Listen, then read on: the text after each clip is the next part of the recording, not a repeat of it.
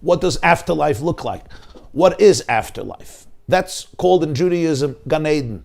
It's surprising, I had a Zoom a few weeks ago with probably the greatest expert, one of the greatest experts in the world today on trauma, Dr. Bessel van der Kolk. He wrote the book, The Body Keeps the Score. It's online. We had an interesting session about trauma in the Jewish community and healing. And he didn't know that Judaism believes in afterlife. he thought it was a Christian idea.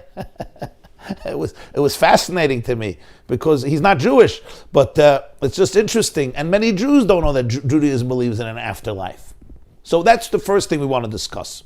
It's called Gan Eden, paradise, afterlife. It's sometimes called Olam Haba, the world to come, but that's not the world to come that we're talking about. Then there's another component called Olam Haba. Every Jew has a part in Olam Haba. That's also known as the resurrection. The world Olam HaTchiyah, or Tchiyas HaMeisim, resurrection, which is again one of the 13 principles of faith, that there's going to be Ani Mamin B'Tchiyas HaMeisim. There's the concept of the resurrection of the dead, where the souls don't only live in the afterlife spiritually, but that the souls are going to come back. That the bodies are going to be recreated or redeveloped from decomposition. They're going to come back and once again become a home, a house for the soul in this world. That's the concept of Olam Haba. And the Mishnah says every single Jew, Yesh lo chelek l'Olam Haba. Every Jew has a portion in Olam Haba, in the world to come. So let's understand the process of how this is discussed in our works, the sages, the scholars, especially in the works of Machshava, the works of Jewish thought, Hashkafa, Kabbalah, Jewish mysticism, Hasidic works, as well as in this discourse that we're focusing on. We all know, and this is a foundational idea in Judaism, not just a foundational idea, it's part of the essence of life from a Jewish perspective, that the soul, the neshama of a person is synonymous with life. A soul never dies because life can't die. Something that's alive doesn't die. The soul is life. And when we say the soul is life, we don't mean that the soul is a gas, or the soul is an electron, or the soul is an energy in terms of the term of energy that we use in science, although we use the word energy. But here we're talking about spiritual life. The soul is a derivative of divine life.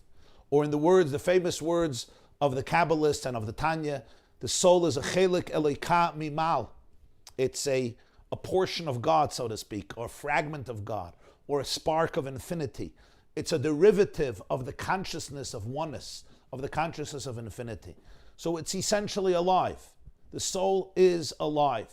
It's also called sometimes the divine breath, nishmas chaim, the breath of life, which is the word neshama, comes from the word neshima, which means breath, which is why breath is so connected to life.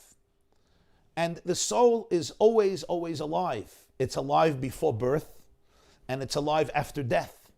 What happens with birth, and what happens before that, with conception, and with the development of an embryo that develops God willingly into a fetus that has been born, is the relationship of the soul with the body. It's the body that begins to develop with a single cell and then grows over the 9 months until it develops astonishingly into a full-fledged fetus that emerges. But that is the soul being enclosed and being housed through the body. But prior to birth, the soul is not just alive, the soul is fully alive because it's part of divine energy. It's part of the divine consciousness. And that soul is the divine spark that lives and it gives life because it is alive. We say about God, Chai la'ad v'kayim lanetzach. He is life. Life is God. God is life. You know, sometimes I meet people, they tell me, I don't believe in God. So I say, okay, you don't believe in God, but I have another question. Do you believe in existence? Of course I believe in existence. I say, do you believe in reality? Of course I believe in reality. Reality is reality. Well, I'll say, I have news for you. In Judaism, we have no word for God. The word we use for God is reality, existence. The word for God is Yud, K, Vav, K, which is a combination of 3 words. Haya, Hay, Vavi. He was, he is, and he will be. In other words, it's the summation of all of reality. Was, is, will be. Existence. God is the existence of existence. It's the reality of reality. We all live in reality. We are all part of existence. We are all an aspect of existence. In other words, we are all an aspect of God.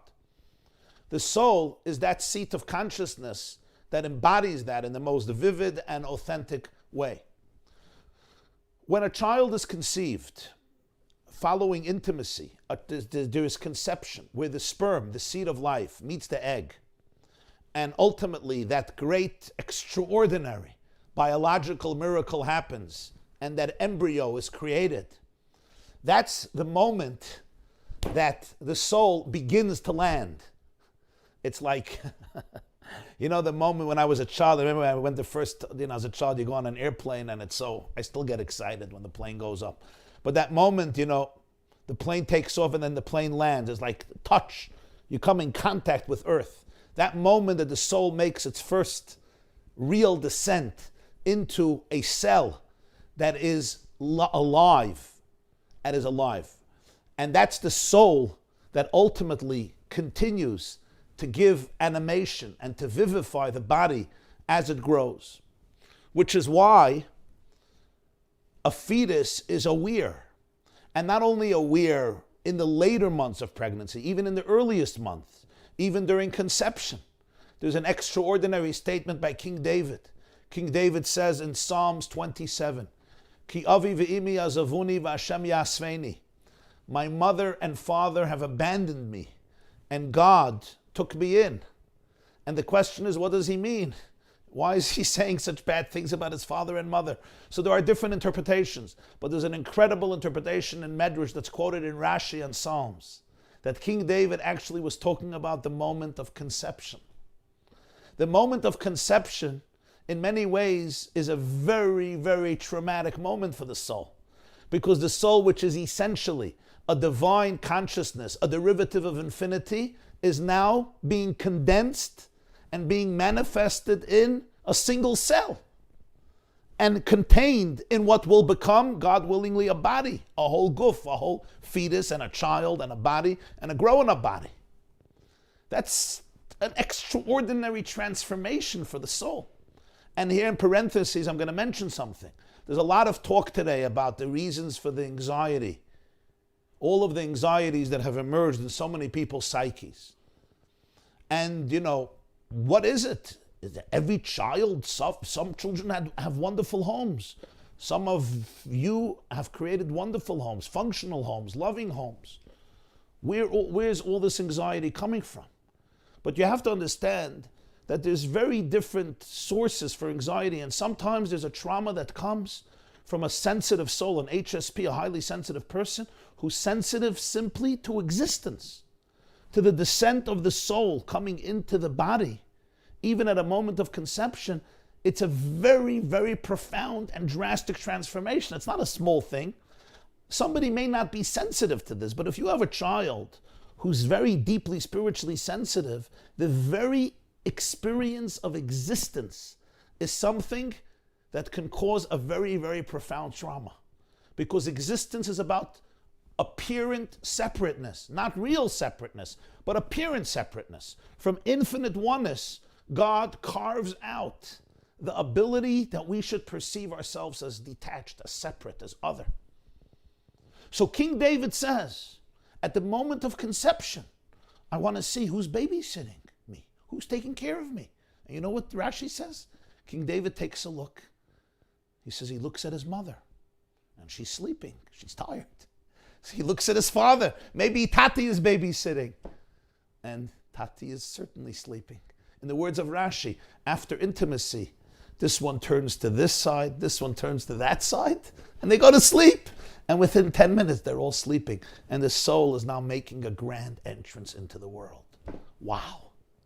It's maybe the most important moment of your existence. So King David said, at that moment, who was there with me? Who was there to hold my hand? God. Ki avi ve'imi azavuni, v'Hashem yasveni. God embraced me from the womb. Merechem imi keli ata. King David says in Psalm 22, in the womb of my mother, you have been there for me. You have been my shepherd. You have been my source of confidence. God says, I'm with you. King David says in 23, you all know, even when I walk in the valley of the shadow of death, I did not become terrified because I knew that you were with me. And that gives me solace and comfort. The soul does go through a very dramatic journey. That journey is often called the valley of the shadow of death. And life takes us on a very, very dramatic and intense journey. Everybody knows in their own lives we experience so many vicissitudes and fluctuations from one extreme to another extreme. Life is not always a Ferris wheel. Sometimes it's a roller coaster. And they have by us in America what they call a super duper looper. I don't know if you ever went to Hershey Park or Disneyland or Six Flags where the roller coaster can flip you upside down 6 times, 7 times. It feels like a jubilee, but it's really just 1 minute ride. So life is sometimes a roller coaster, and the confidence of knowing I'm with you. You're not alone. You're not separate. You're not detached. So the soul is aware of what's happening in the womb. Not only is the soul aware, but as the great mystics say, in a way, the soul in the womb knows much more than what the soul is going to know afterwards. You know why? Because in the womb, just like in heaven, the soul experiences reality. The soul sees and hears and understands not through a physical brain, and not through physical eyes, and not through physical ears, and not through the physical nose, and not through the physical mouth. The soul experiences reality directly through the instruments of the soul, through the divine instruments. So therefore its experience of reality is an infinite experience. It's far more profound, it's far more deep. It sees much more, it hears much more, it knows much more, because it's not experienced through the finite containers of the physical cells and the physical organs and limbs of the human body. In fact, the Talmud says that the soul, the child in the womb of its mother, this is tractate Nida, page 30. The child, the fetus in the womb of its mother learns the whole Torah. The whole Torah. A candle burns on its head and it learns Malamdinosa Kol Torah Kul. And I ask you a question. 9 months there's a fetus in the womb and there's a candle burning on its head and it learns the whole Torah. What does that mean? You ever met somebody who could learn the whole Torah in 9 months? You ever met somebody who could learn the whole Torah in 9 years? You can't learn the whole Torah in 90 years. In paradise, you have Moses is still learning Torah 3,500 years later because Torah is endless. And then the Talmud says, when the child leaves the womb, the angel comes, v'satri al pivs, he gives that little schnell on the mouth, and the child forgets everything. What does this mean? What does this mean? It means something very deep. This is what the great Maharal of Prague explained.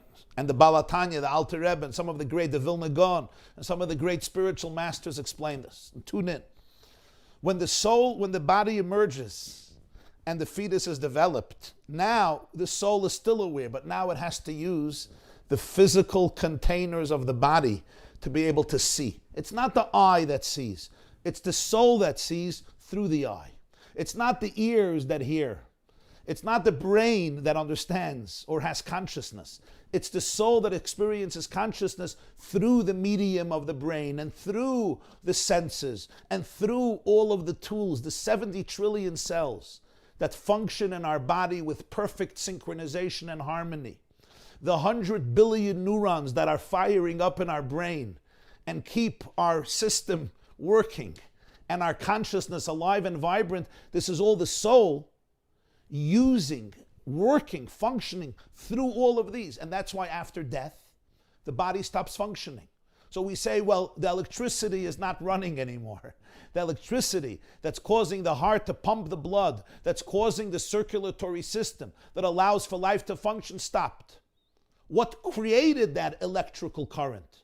And the answer is, it's the soul's presence, it's the soul's life that vivifies and animates the body. Now there's many levels of the soul. In Tanya we know about 4 levels of the soul. There's the biological soul, the animal soul, the rational soul, and the divine soul. Today in neuroscience, it's unbelievable that the Tanya writes this based on a teaching of Reb Chaim Vital, who lived in the 16th and 17th century. The Tanya lived in the 18th century. Because today in neuroscience, we know that the brain has different dimensions. There's literally different levels, different layers of the brain. We have the reptilian brain, and we have the mammalian brain, and then we have the prefrontal cortex or the prefrontal lobes. And that's basically the biological functioning, the survival skills, and emotional, the limbic brain, and then the prefrontal cortex, which is rational, which is scientific, which could think long term. And then we have the divine, transcendent consciousness called the Nefesh Elikis, which is like a piece of God inside of us. So as the soul is born, it now starts experiencing life through our physical instruments. In the womb of the mother, we learn the whole Torah. What does it mean we learn the whole Torah? It's not that we go through all the information in 9 months. It's that in the womb, the soul gets to see the unity of Torah, the organic oneness of Torah, the infinity of Torah, because the whole world is one. It's a reflection of divine oneness. It's a derivative of divine oneness. So the whole Torah, which is the blueprint of the universe, is all one. After we come out, as we start growing up, we look at the world in a fragmented way. Everything becomes divided into categories. We start defining things. We start giving things names. Giving things names is wonderful because it allows us to function. But it's also the disaster because it comes from the limitation of everything has to be articulated in language. Everything now has to be condensed and go through a filter and assumes finite properties. So everything is a name. When your infant in the crib looks at a raisin, you ever throw in a raisin to the crib and your infant could look at that raisin for 30 minutes. How long can you look at a raisin for? How long? How long could you look at a raisin for? Right? A half a second and then right away. Barbara prayed, Mama. An infant, no. There's so much to look at a raisin, but the moment we give it a name, our interest stops, our curiosity stops, our inquisitiveness stops. Why? Because we reduce it to a very limited story. We start telling stories. And all of trauma comes from stories that we tell ourselves about ourselves. But the soul, pre the body, traces back every reality to the source, which is infinite oneness. So the Maharal says something unbelievable. He says, what does it mean that the angel gives you a little schnell on top of your mouth and you forget the whole Torah? What does that mean? It means that when we're born, we're slowly going to develop the ability to articulate things verbally with our mouth. And when we start talking about things, we lose a little bit of the connection with the totality of oneness, because speech is all about limiting things, defining things, telling stories. We speak in different languages. We also think in different languages. It's taking reality and reducing it and limiting it in verbal constructs. And that's where life is transformed. And a relationship with your soul means a relationship with your own infinity. That's where prayer, meditation, spiritual study and learning can help take me back to that inner space of neshima, that inner breath of God, in which the world is not a fragmented place, but it's a place of oneness. So as we continue to grow up, the soul is as alive as ever, but it processes the world through the physical mediums of the body. And it's easy in life to even forget that I have a soul. And yet so much of our pain, our emptiness comes from our soul.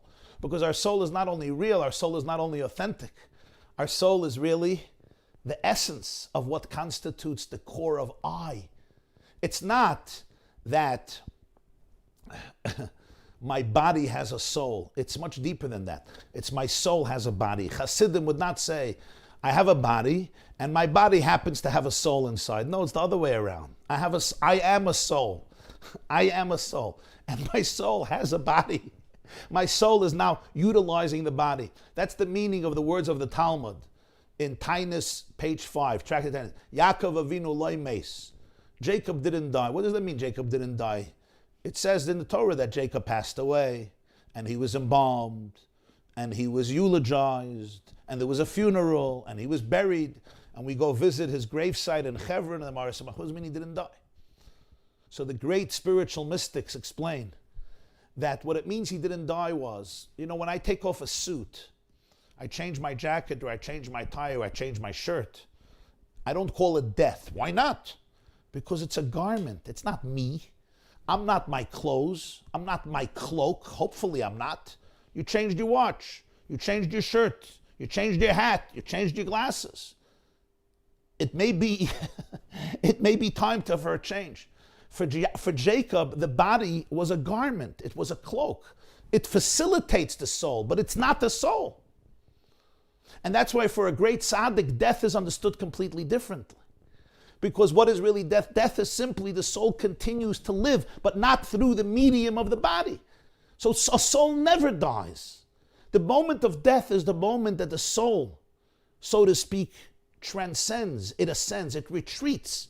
It's withdrawn from the manifestation within the instruments of the body. Now, the Tanya writes that after death, the soul is aware much more. And in a way connected more, because its connection is not limited through the physical tools. Now, for us, it's very sad. There's a lot of grief, because I want the contact with a person physically. I remember when my father passed away. I know some of you great rabbis in South Africa were students of mine then. It was 2005. My father passed away in May. He was not very old, at least not in our age, it's not called old. He was 70, and he had diabetes, and he passed away in the hospital in Manhattan. And I was with him that morning. And I didn't think he's going to go. I mean, he was sick, but my father was like a survivor. He always came back. He bounced back. So I didn't think he was going to go, and I left the hospital. I actually had a lecture.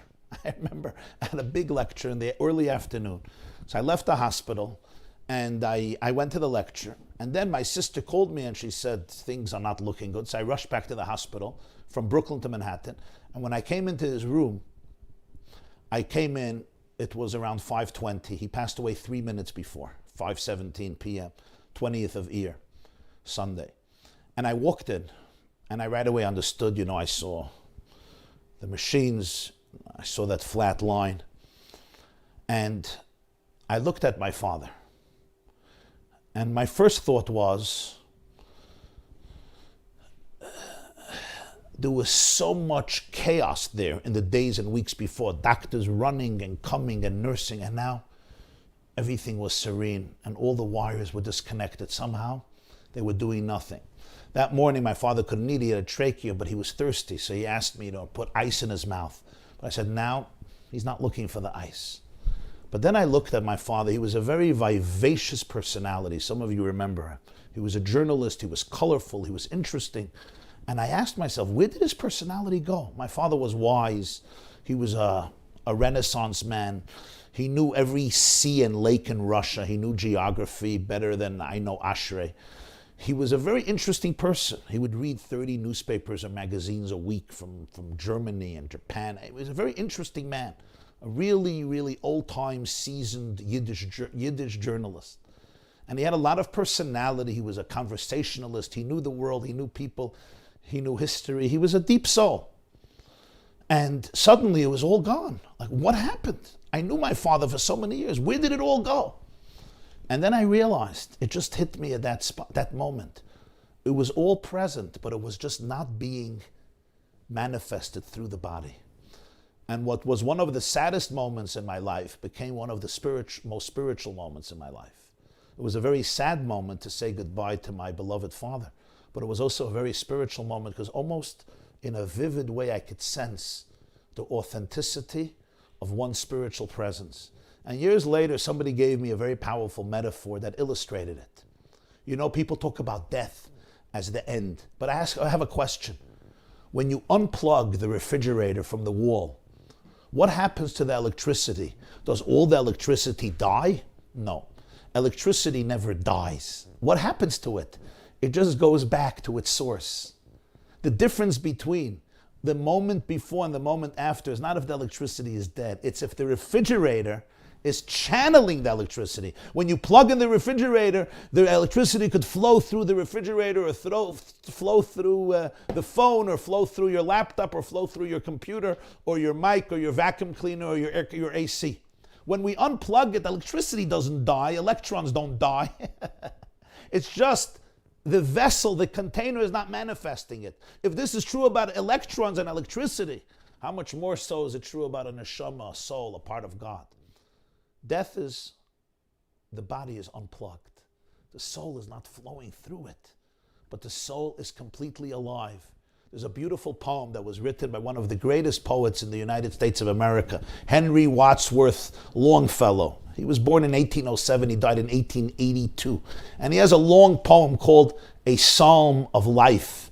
It's about a young person who's considering how difficult and agonizing life and death is. And Wadsworth there has a line, and he says, I'm going to quote it. He says, life is real, life is earnest, and the grave is not its goal. Dust thou art, to dust thou returnest, was not spoken of the soul. Lives of great men all remind us we can make our lives sublime, and departing leave behind us footprints on the sands of time. So life is real, and that life remains real. The grave is not the goal, because dust you are and dust you returneth was not spoken of the soul. It was spoken of the body. So now, when the refrigerator is unplugged, the soul, so to speak, continues to live. Just as I said before birth, after death, the soul continues to live. And this is the concept of Olam Haba of Gan Eden. The soul going back into the spiritual reality where it's beyond space. It's just like God doesn't exist in space, a soul doesn't exist in space. It's like even an idea. There's no space where a particular idea exists. It's spaceless, it transcends space. So is the soul in heaven, or the soul is up there? The soul is, people say the soul goes up, the soul goes down. Up is heaven, down is purgatory. But that's not real, because physical geography and putting the soul in the right and in the left and up and down simply doesn't make sense. It's like saying an idea is on the second floor and not on the first floor. A physical matter can exist on the second floor, not on the first floor. My computer is upstairs and not downstairs. The couch is downstairs and not upstairs. But a soul is not upstairs, a soul is not downstairs. A soul doesn't live within physical space. So it's everywhere because it doesn't exist in space. Now, sometimes the soul has to go through a journey in order to be able to get to that place of Gan Eden. And this is what we call in Judaism cosmic spiritual therapy. It's also known as Gehenna or purgatory or hell. Some people, influenced by Dante's furnace, understand that purgatory is the place where the soul is burning in a physical flame. But of course, souls can't be on fire because souls are not physical entities to burn. You can't put a soul in fire. So this is all, whenever we speak about hell and purgatory as a fire, it's all metaphoric. And probably the best description was given by the Baal Shem Tov. The Baal Shem Tov said that basically, when I come to heaven and I really face myself and I learn who I am, for some people it's paradise. But for some people, it's hell, because in heaven, after death, and I'm using heaven here as a metaphor, I really get to see who I am, what my calling was, what my potential was, and how much did I live out my potential. For some people, that's paradise. And for some people, there's a lot of inner shame, and I have to work through things. Remember, sometimes I'm at a wedding, and I'm completely not dressed for the wedding. I went, I went to clean my snow, or to clean up the mud in front of my house, and I'm completely dirty, and I show up at the wedding and I'm looking at all of the guests dressed beautifully, and I just feel shame, I feel uncomfortable. Why? Because it's like, am I in the wrong place? Or maybe I didn't prepare myself to come into the right place. Remember, when the soul comes back and the soul is liberated from the constraints of the body, its pure holiness emerges. Its pure godliness emerges. And sometimes there's a deep shame, like, I don't really fit in with the other souls. Some souls, they die and they just go right back to where they were because they always retain that purity. Because every person is sacred. Every person is holy. Every person is divine. I could make believe I'm not.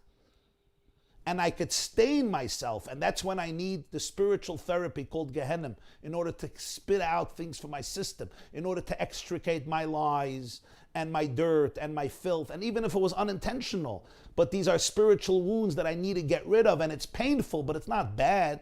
It's painful, but it's not bad. The word in Tanakh for hell is Sha'ol, the abyss. Va'atzia Sha'ol hineka. What does Sha'ol mean? Sha'ol literally means the deep abyss.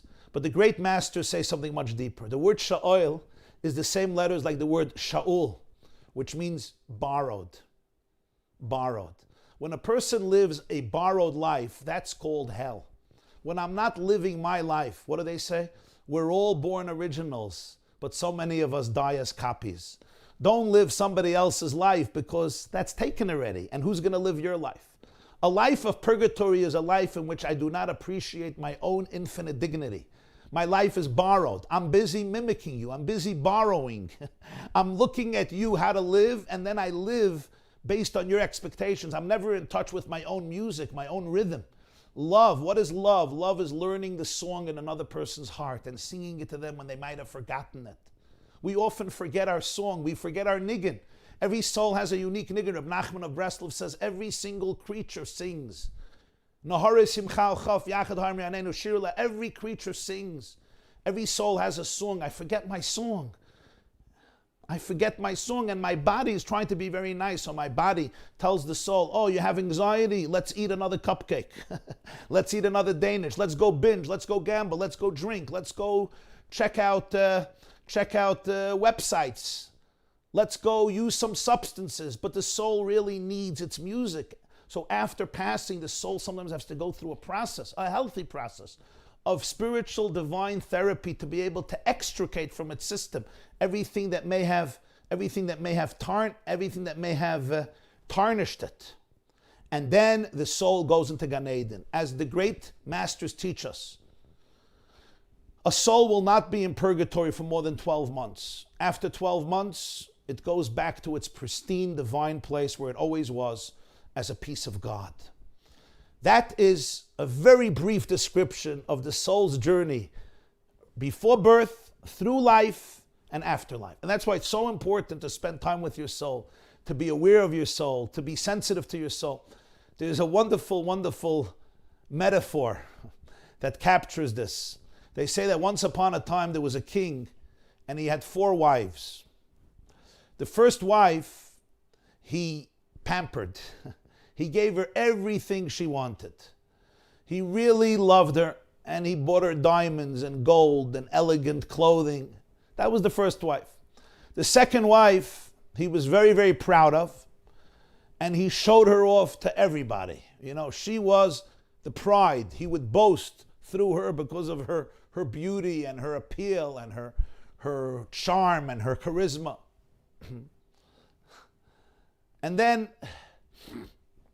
there was a third wife. He didn't cherish her so much. He certainly didn't pamper her. He didn't show her off. But he knew how wise she was. And he always consulted her. She gave him feedback. He would talk to her. He would rely on her. And then there was the fourth wife. And the fourth wife, he completely neglected. He didn't have time for her. He didn't have interest in her. Anyway, the king got older, and it was time to face his own mortality. He was seriously ill, and he was on his deathbed. And he was afraid to venture into afterlife alone. So he asked his first wife, who he cherished and he pampered so much, he said, would you die with me? Could you accompany me to the afterlife? And she looked at him and she said, sorry, no, I'm not coming with you. And she walked away. So he turned to his second wife, the one he's so proud of, and he shows her off to everybody throughout his life. And he says, would you accompany me in death to the afterlife? And she says, I like my life too much. I will not go with you. In fact, after your death, I'm going to marry somebody else so he could show me off. I'm not going to stay stuck with you in a grave. So he goes to the third wife. She was always there for him. She gave him advice. She gave him sanity. She gave him wisdom. And he says, would you come with me into the afterlife? And she says, I'm sorry, this time I can't help you. This you're going to have to do alone. I will arrange your funeral.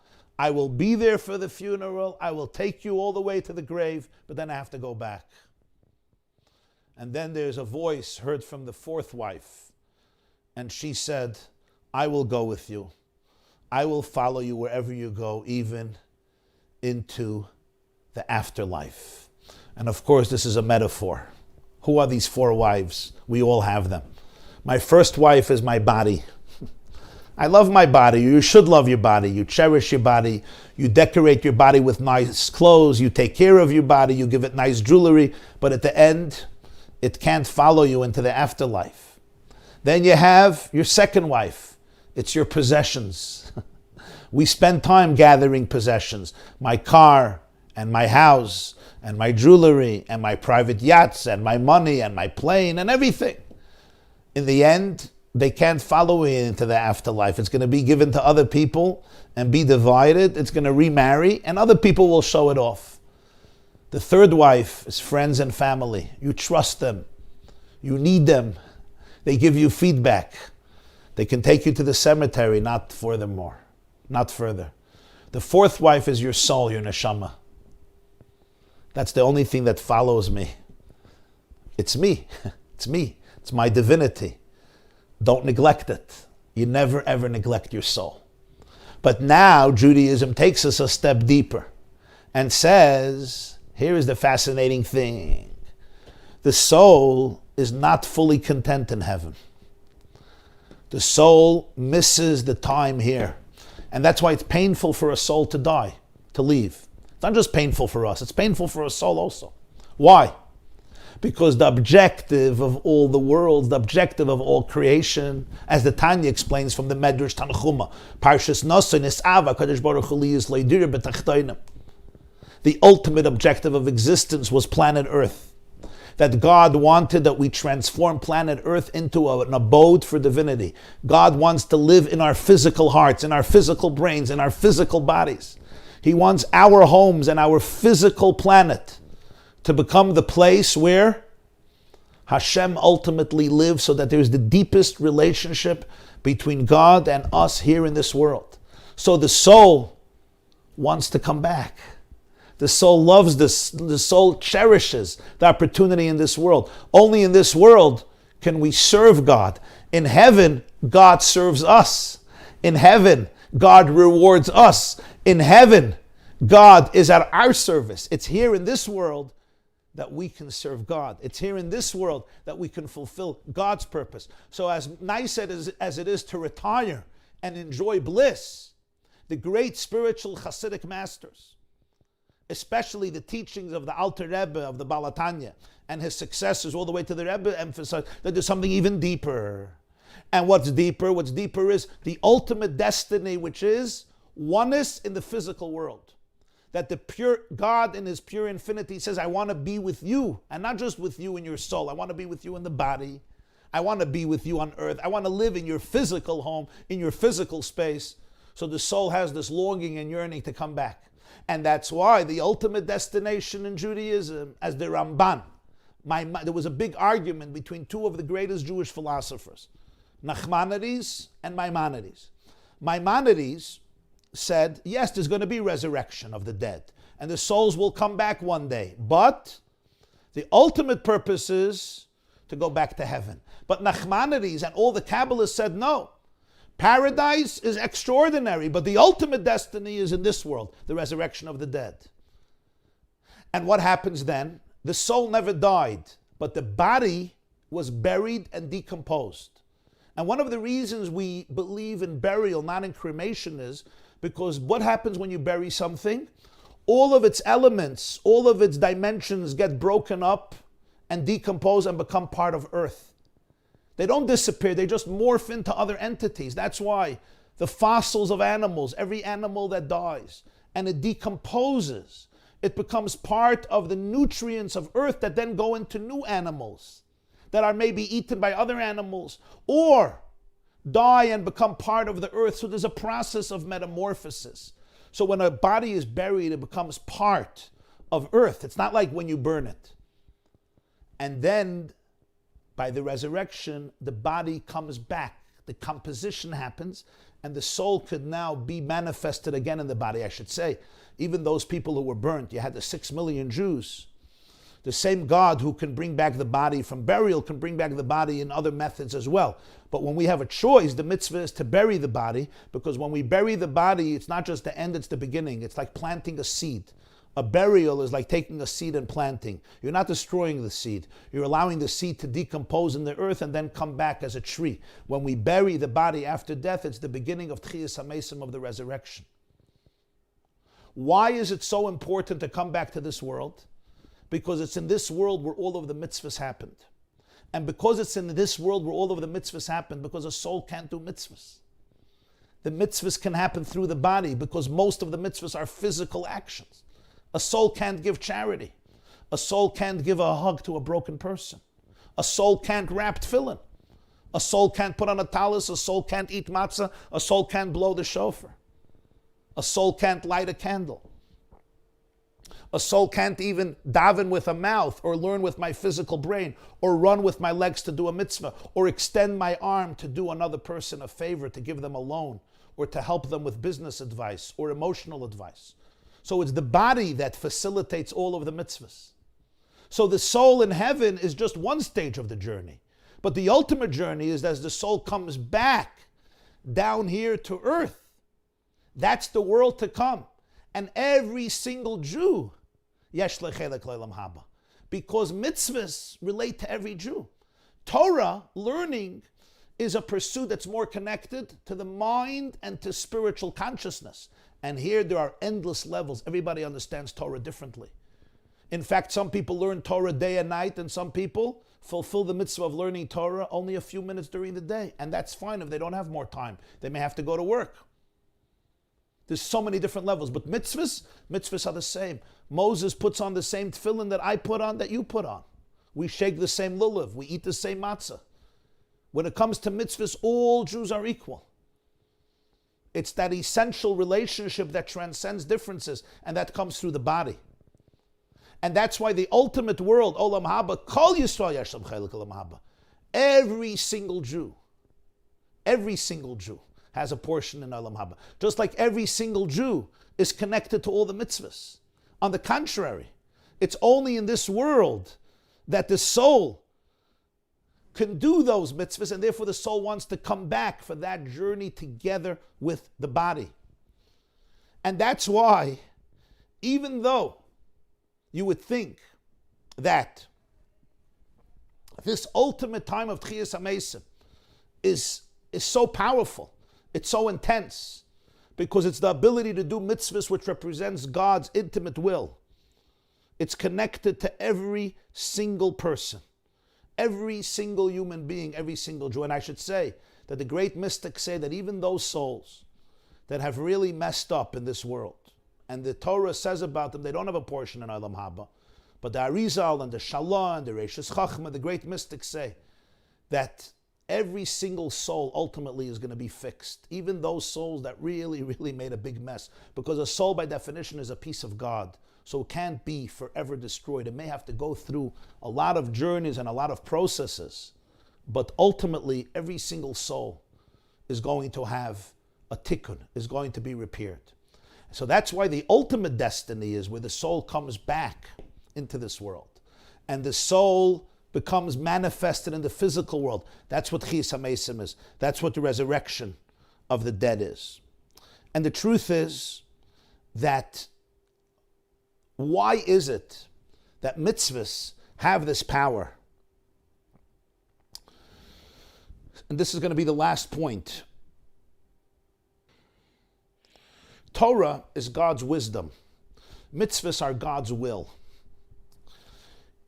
Wisdom is very, very manifested. The Torah we could learn, we can understand, but all of Torah is a commentary on the mitzvahs. Because will is even deeper than wisdom. So Torah represents the essence that is even deeper than... Torah is God's wisdom, and mitzvahs are God's will that's even deeper than the wisdom. And because of that, Torah is connected more to the soul, and mitzvahs are connected more to the body. And that's why mitzvahs have certain times when you can do them and when you can't do them. I could put on tefillin by day, not by night. I could blow shofar Rosh Hashanah, not on Chanukah. But Torah, you could learn about tefillin at night and by day. You could learn about Chanukah on Rosh Hashanah, and you can learn by Rosh Hashanah about Chanukah. Because Torah represents the soul doesn't have a space. Mitzvahs represents the body, and the body has a space. Now, on one level, Torah is much higher than mitzvahs, because the soul is much higher than the body, as we explained. But on another level, Torah is God's wisdom, and the mitzvahs represents God's intimate will that transcends wisdom. And that's why Torah is a commentary on the mitzvahs, because mitzvahs capture something of the divine essence, and the same is true with the soul and the body. On one level, the soul is much higher than the body. As we explained in the whole class, the soul is divine, the soul is spiritual. On the other hand, the soul comes to give vitality to the body, because the soul feels that there's a secret in the body that even the soul itself doesn't have. The body keeps the divine score. The body is related to something very, very deep, just like mitzvahs are related to God's essential will. The body has something that has an eternal depth that is beyond wisdom. It's not processed in an intellectual way. It's processed in a somatic way. And that's why the soul comes into the body. The soul comes from infinity and it goes into the body. And that's why ultimately the soul is going to come back into the body. And mitzvahs relate to every Jew equally. No Jew is more connected to a mitzvah than any other Jew.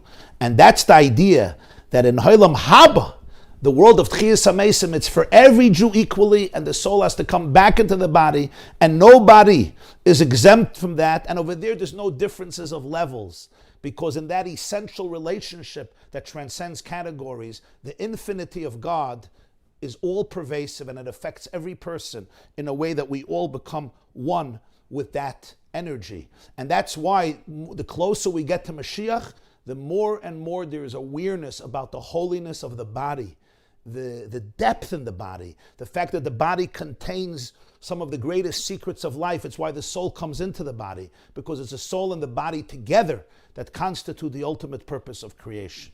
Thank you very, very much. And now we will take some questions. Okay, so very briefly, this is a very important question.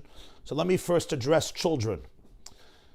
Every single soul is eternal. Sometimes a soul comes back, not the first time. It comes back as a Gilgul, as a reincarnation. Most of us have been here before. It's just the soul comes into different bodies. There's different reasons for it. Sometimes the soul didn't complete its mission, so it has to come back again. Sometimes the soul didn't achieve everything it could have achieved, so it comes back again. Sometimes the soul has something so powerful to give, so it comes in again to another body to be able to give it. For example, Moses' soul, the Kabbalists say, was reincarnated a few times. Rabbi Akiva's soul, some of the greatest. There's a whole sefer called Sefer HaGilgulim, a book of reincarnations that discusses many of the personalities in Tanakh and in the Talmud and in the Mishnah, whose souls they were reincarnations of. So that's number one. A child's soul is also that divine soul, and that soul is also eternal. And when it comes to the resurrection of the dead, every single soul comes back, including a child's soul. Now you'll ask, what's the purpose of such a short life? These are things that are beyond us. These are the mysteries of life that are beyond us.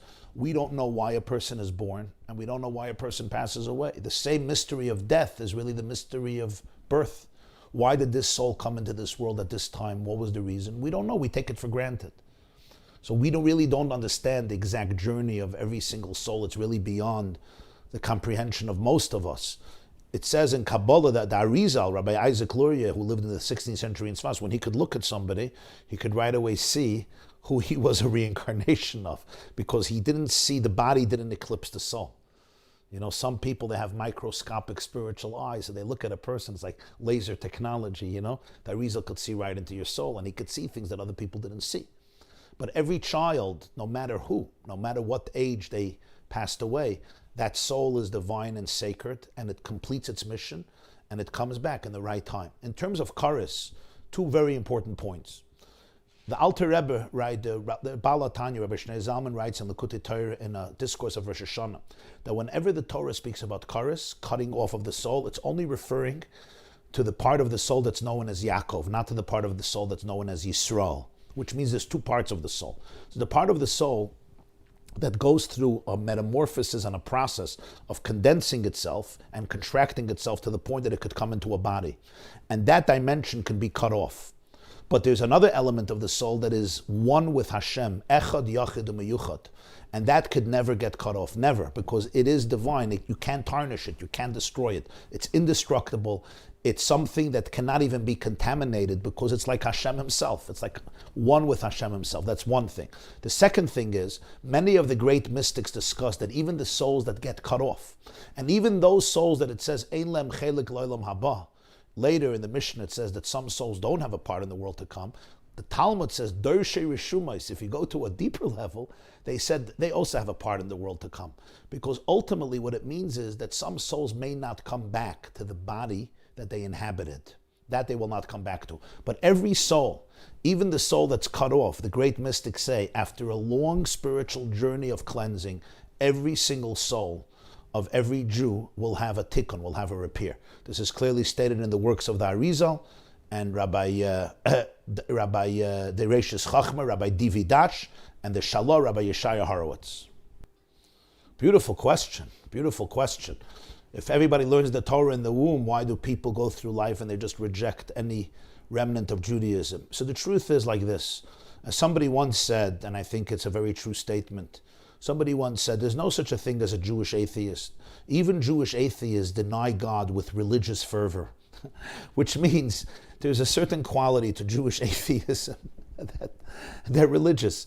Even their denial of God is very, very religious. My point is that sometimes people's connection to Torah is manifested in different ways. Sometimes it's manifested in a positive way, and sometimes it's manifested in a negative way. It's like with your mother. You know, you could hate your mother, you could love your mother. You can't ignore your mother. Elie Wiesel once said, Jews know how to love God or despise God. They don't know how to ignore God. Because when you're very connected to something, either you have a positive relationship with it or you have a negative relationship, but it triggers you. The reason that Judaism triggers Jews and Torah triggers Jews in one way or another is because it's part of my song. The challenge is as follows. The challenge is to be able to identify what you're looking for. Every Jewish soul is connected to Torah. Torah is ultimately the music for the soul. It's the music. The soul recognizes the music. It's like, I once said in a lecture, that Jews without Torah are like little Mozarts without pianos. If Mozart would have grown up in a house without a piano, what would have happened to his genius? It would have been expressed in very interesting ways, maybe crazy ways. Thank God Mozart had a piano, so his genius was manifested through the piano. Every Jew is a little Mozart. Every Jew has a great soul, and the soul has revolutionary powers to change the world. But we need a piano. Torah is the piano of the Jewish soul. It allows our endless creativity to be harnessed in a productive way. When a Jew doesn't have that piano, the Torah comes out in different ways. You know, that the Karl Marxes of the world and the Sigmund Freuds of the world. They're revolutionaries, revolutionary spirits. But sometimes the energy is harnessed in a different way. So you will always see a remnant of the Torah. But sometimes, tragically, I don't identify the niggin, the song. In today's generation especially, we see it. When you present Torah in a way that is not dogmatic and is not tribal and is not divisive, you'll see that every soul is touched by it because they know it from the womb of the mother. It's like a song that you might have forgotten, but it still speaks to a very, very deep place in your soul. And even the anger that we see is coming because of a connection. Excellent, excellent question. And the answer is, of course. In fact, I should just say that one of the great Kabbalists, Rabbi Meir ben Gabbai, he was a 15th century great mystic. He wrote a book called Avodas HaKodesh. He says the resurrection of the dead is not only Jews. It's also the pious Gentiles of the world, Chasidei Umas Ha'olam. Because we all know what Maimonides writes, that pious Gentiles who are good people, who lived moral lives, also have a part in Olam Haba. They also have an afterlife. And he says that includes the world of Tchiyas HaMeisim, of resurrection. That's what he writes in Avodas HaKodesh. I saw it myself, that the pious ones from the Gentiles will experience this. That's number one. Number two, more on a general note, every single person is carved in the image of God. As we say in the ethics of the fathers, Chaviv Adam Shenivra B'Tselem. Every single person embodies and manifests the light of God. I once heard from a Jew, he already passed away, his name was Professor Jacob Chanoka. He was a Harvard graduate, he was an expert on solar energy. And he told me that he once brought a very large group of secular Jewish students to the Lubavitcher Rebbe in 1960, March 1960. And he said that one of the students, at the end of the talk, they asked the Rebbe a question. So one of the students said that on Shabbos, Professor Chanukah told us that Gentiles don't have a soul. Is that true?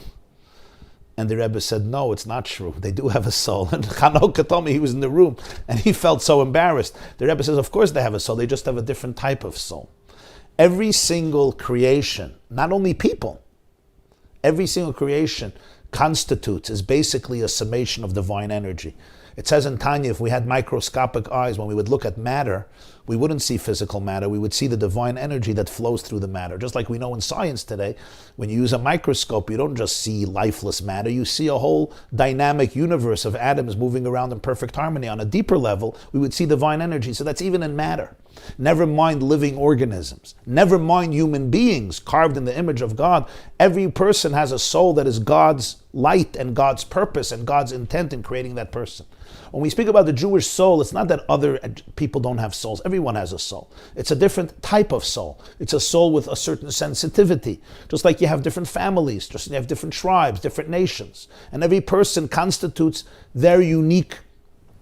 Every person has a purpose, and every person is an indispensable note in the cosmic symphony. And when Mashiach comes, the ultimate truth of reality will emerge. The truth of the Jew and the truth of the non-Jew, the truth of every nation and every tribe and every philosophy and every culture and every creature. As the prophet says in Isaiah, that every creature will see that the v'nigla k'vayid Hashem v'rocha b'sayachta k'fi Hashem dibber, will be able to perceive that every one of us is a frequency of God's infinite light and plays their unique role in the symphony of creation. The role of the Jew then and now continues to be those who are the ambassadors to teach every person that they're chosen. Jews were chosen to teach every person that he or she was chosen in their own unique way. Thank you. Thank you, Rabbi Katz. I just want to make a correction because somebody, I guess I got the name wrong. You know, we dedicated the program for Isaac Moritz, and the proper name is Yitzchak Yehoshua ben Miriam. I just wanted to make that correction. Yitzchak Yehoshua ben Miriam for complete recovery. Thank you for your words. Sorry for the interruption. I want to bless everybody. First of all, I want to thank Rabbi Katz, Rabbi Masinta, everybody in the Chabad of South Africa who organized this for the privilege and opportunity to be able to learn with you about Mashiach, about Geula, about Olam Haba, about the world to come, about the power of a mitzvah. And I want to thank all of you for gracing us and bless you with the blessings of Chazak, Chazak, V'nis Chazek, sending you love and blessings. May God be with each and every one of you and enjoy life, and may we all experience only blessings of success, health, prosperity, joy on every level until the ultimate great blessing of the revelation of this Olam Haba that we spoke about, the complete fusion between heaven and earth very speedily in our days. Thank you.